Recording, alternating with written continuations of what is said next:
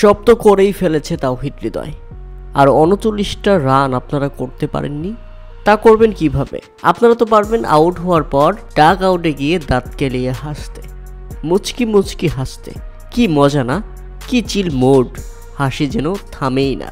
আয়ারল্যান্ডের বিপক্ষে প্রথম টি-20 ম্যাচে ৩৯ রানের বড় ব্যবধানে হারিয়েছে বাংলাদেশ।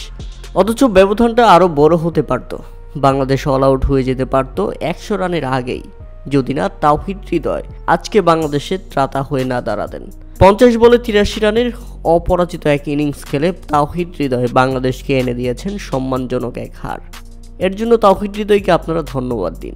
যদিও তাওহিদ হৃদয়কে কেউ সঙ্গ দিতে পারলে ফলাফল ম্যাচ শেষে ভিন্ন হতে পারত, কিন্তু সেটা করতে পারেনি বাংলাদেশ। আয়ারল্যান্ডের বিপক্ষে ঘরের মাঠে এমন লজ্জাজনক হার আপনি কি মেনে নিতে পারছেন? আমি কি মেনে নিতে পারছি? মেনে নিতে পারছি কি ভক্ত সমর্থকরা? তাতে কি, আমাদের অধিনায়ক তো চিল মোড়ে। একটা পিচ আয়ারল্যান্ডের মতো ব্যাটসম্যানদের কাছে ব্যাটিং পিচ, আর বাংলাদেশি ব্যাটসম্যানদের কাছে বোলিং পিচ। ইনিংসের ব্যবধানেই বদলে গেল ম্যাচ, ইনিংসের ব্যবধানেই বদলে গেল বাংলাদেশের ব্যাটসম্যানদের রূপ। টেস্টেও আয়ারল্যান্ডকে হোয়াইট ওয়াশ করে যতটা না খুশি হয়েছে, টি-20তে তাদের পারফরমেন্স তাদের আসল রূপ দেখিয়ে দিয়েছে বাংলাদেশ।